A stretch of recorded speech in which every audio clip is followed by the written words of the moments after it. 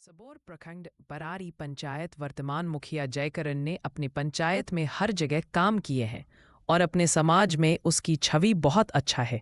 जनता का सहयोग रहा और जनता का बहुत सारा प्यार मिला। सरकार का जितना भी योजना मिला अपने धरातल पर रख करके काम किया। हमारी वीडियो में बने रहिए। क्या कह रहे हैं मुखिया जी?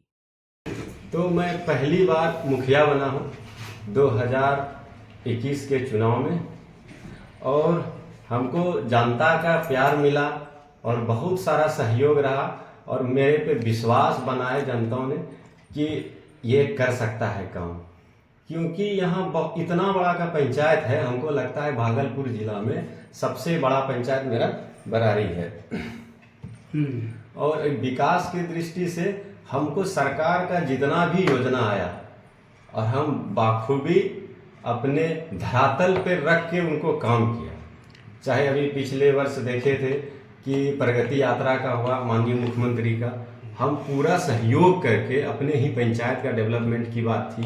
मैंने अमृत सरोवर, फिर वहाँ खेल मैदान बना, स्टेडियम बना और भी बहुत तरीके का काम हुआ। जीविका भवन बनना है और अभी मेरा पंचायत सरकार भवन भी बन रहा है।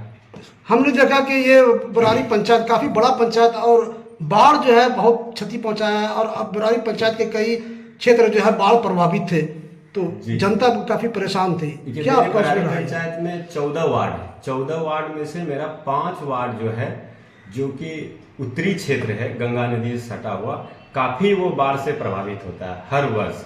और सिर्फ मेरा ही पंचायत नहीं, सबौर के लगभग ये क्षेत्र जो है पंचायत बाढ़ से ग्रसित होता है। उनके कारण, बाढ़ के वजह से मेरा क्षेत्र काफ़ी गरीबी की ओर झुकते जा रहा है। हर वर्ष लोग कमा के किसी तरह से अपना घर बनाता है, अपना डेवलपमेंट करता है, बच्चों को पढ़ाने के लिए।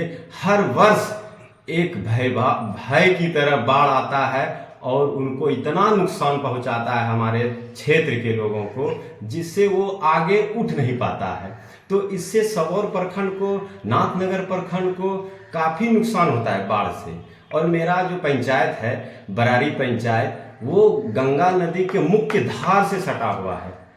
अगर कहा जाए तो मेरे पंचायत में पूरा पंचायत में बाढ़ नहीं आता। उत्तरी क्षेत्र में मेरा जियाद्दीनपुर चौका है, नपटोलिया चौका है, मीराचक है, इंजीनियरिंग कॉलेज संपूर्ण रूप से डूब जाता है। तो ये सब में काफ़ी नुकसान होता है। उसमें चैलेंजिंग होता है मेरे लिए, हर जनप्रतिनिधि के लिए, कि लोगों को सुविधा उस टाइम कहाँ रखना है। मवेशी के लिए चारा का व्यवस्था करना है, लोगों को खाना पीना का व्यवस्था करना है, स्वास्थ्य के लिए व्यवस्था करना है, बच्चों को पढ़ाई लिखाई बाधित होता है, हर तरह से डिस्टर्ब होता है। उसके बाद जो हम लोग थोड़ा सा और सामाजिक तरह से डिस्टर्ब हो जाते हैं, जो कि सहयोग करना चाहिए प्रशासन के तरफ से, प्रखंड के तरफ से, और वहाँ से हमारा जो राज्य सरकार है उनके भी तरफ से। जो बाढ़ प्रभावित लोग थे उसको, पंचायत में 752 लोगों का जीआर लिस्ट में नाम आया है, जिसमें से लगभग लोगों को पेमेंट आया भी है और बहुत लोगों को जो लिस्टेड है पेमेंट नहीं आया। जो राशि और लोगों का जो छूट गया है, उनका जीआर लिस्ट के लिए हम लोग बना के लिस्ट प्रखंड को जमा कर दिए हैं। वो जैसे अपलोड होगा, उनका आश्वासन हम लोग को मिल रहा है सीओ सर का और भी अधिकारियों का, कि आप लोग को और भी जो बचा हुआ राशि है वो दुर्गा पूजा के पहले तक में मिल जाना चाहिए। और हमको उम्मीद है कि मिल जाए, ताकि हमारे समाज के लोगों की, जो बाढ़ प्रभावित लोगों को कुछ ना कुछ राहत हो। वो बाढ़ के वजह से वो लोग समय पे काम नहीं कर पाया, मजदूरी करने नहीं जा पाए, तो काफ़ी नुकसान तो हुआ ही है। तो अगर थोड़ा सा राशि, ये बाढ़ राशि अगर मिल जाता है, कुछ ना कुछ तो उन लोगों को राहत मिलेगा। 2025 विधानसभा चुनाव और आप राजनीति में हैं और ग्राम पंचायत बरारी के वर्तमान मुखिया हैं, और किस पार्टी से आप मतलब रखते हैं, जुड़ाव रखते हैं, और 2000 चुनाव में कैसी सरकार किसकी बनेगी, कुछ अपना अनुभव बताइए। देखिए, अभी जब से मैं मुखिया बना हूँ तो मेरे लिए सब पार्टी बराबर है। हम किसी पार्टी, व्यक्तिगत किसी पार्टी में नहीं है, हमारे लिए सब जनता बराबर है। और हम यही चाहेंगे, पार्टी कोई भी हो, सिर्फ विकास की बात हो, विकास का काम हो। अगर हमारा नाथनगर, बार बार यही चीज़ होता है कि ये बनेगा तो वो काम कर देगा, ये बनेगा तो, लेकिन कुछ वैसा काम नहीं दिखा पाए। जैसे सबसे बड़ा मुद्दा था मेरा रिंग बांध। रिंग बांध अगर हो जाता है तो उसमें बहुत सारा समस्या का निदान हो सकता है। लोगों का मानसिक प्रताड़ित हो गया है वो रिंग बांध के कारण। अगर वो हो जाता है तो ऑटोमेटिक है इधर डेवलप होगा। मेरा कृषि कॉलेज भी बाधित होता है, इंजीनियरिंग कॉलेज का क्षेत्र बाधित, वहाँ शंकरपुर से लेके नाथनगर तक वो बाधित होता है। फिर सुखाड़ में जगदीशपुर का एरिया भी बाधित होता है। वो बहुत तरह का नुकसान होता है। और लेकिन वो जो कि विधायक का कार्य होना चाहिए किसी भी विधायकी क्षेत्र में, कि इस बार विधायक बना तो इस तरह का बहुत बड़ा का काम किया है, वो नामी ग्रामी को कार्य नहीं दिखता है। तो इसलिए हम लोग का, सभी मुखियाओं का, सभी जनप्रतिनिधि का और सामाजिक कार्यकर्ताओं का यही रहता है उद्देश्य कि हमारे क्षेत्र में एक अच्छा कार्य हो। और हम लोग बहुत भाग्यशाली हैं कि नाथनगर विधानसभा, जो भागलपुर विधानसभा को गोद में बैठा के रखा है कटोरा ऐसे, क्योंकि मेरा नाथनगर, जगदीशपुर और सबौर उसके बीच में आता है भागलपुर विधानसभा। अगर नाथनगर डेवलप करता है तो ऑटोमेटिक है कि आपका भागलपुर विधानसभा डेवलप करेगा। और इसमें सबसे बड़ी बात है कि हमारा नाथनगर विधानसभा में सबसे बड़ी बड़ी उद्योग बियाडा, नाथनगर विधानसभा में कृषि कॉलेज, नाथनगर सबौर कॉलेज ये नाथनगर विधानसभा में है। फिर मेरा इंजीनियरिंग कॉलेज, ट्रिपल आईटी, महिला आईटीआई, बहुत सारा चीज है जो कि इधर। अभी एयरपोर्ट के लिए देखिए कहाँ चला गया आपका, सुनने में तारापुर, इधर सुल्तानगंज में सरकार ने लेकिन कहा जाए तो उसका मुख्य उद्देश्य अगर होता है तो क्या व्यवसाय के लिए होता है, बड़ी बड़ी संस्थाओं के लिए होता है। तो ये गोराडीह के लिए जो जगह चयनित हो रहा था वो बेहतर जगह था।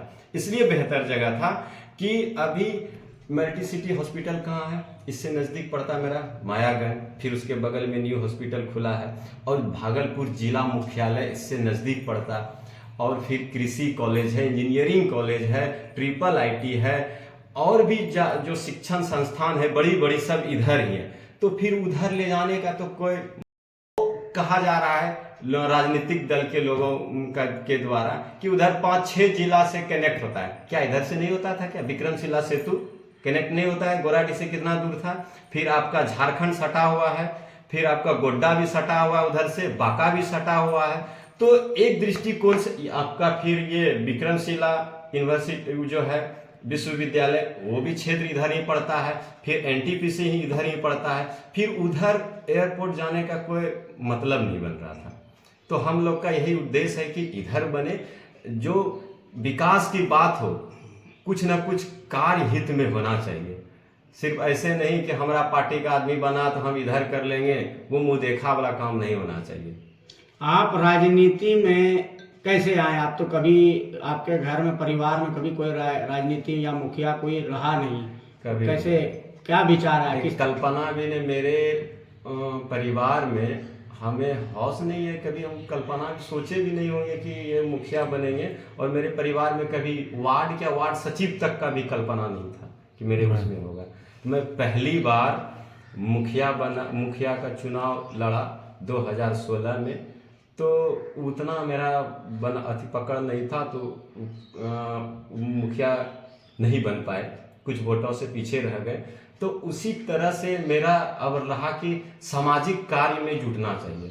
तो हमको समाज का कार्य करने में, लोगों का मदद करने में एक अलग सा एनर्जी मिलता था, अच्छा महसूस होता था। तो एक अब लत लग गया कि कुछ हो न हो, किसी न किसी का पर डे हमको मदद करना है लोगों का। तो इसमें हमको धीरे धीरे लोगों का जो जनता से लगा होते गया। तो एक पार्टी, पहले भारतीय जनता पार्टी में हमको आईटी सेल अध्यक्ष बनाया गया था। 2019 में हम आईटी सेल अध्यक्ष थे। तो उस टाइम हम विधानसभा का चुनाव लड़े थे, उपचुनाव। जो हमारे माननीय सांसद जी अभी वर्तमान में अजय मंडल हैं, उस टाइम वो विधायक थे, तो वो उनको टिकट मिला था सांसद का। तो हम उस टाइम विधायक का चुनाव लड़े थे, उपचुनाव। उसके बाद 2020 में भी चुनाव हुआ, तो हम सिर्फ नॉमिनेशन देके छोड़ दिए थे। कुछ कारणवश था कि अभी वैसी तैयारी नहीं है, लेकिन नॉमिनेशन हम 2020 में भी दिए हैं, 19 में भी दिए थे।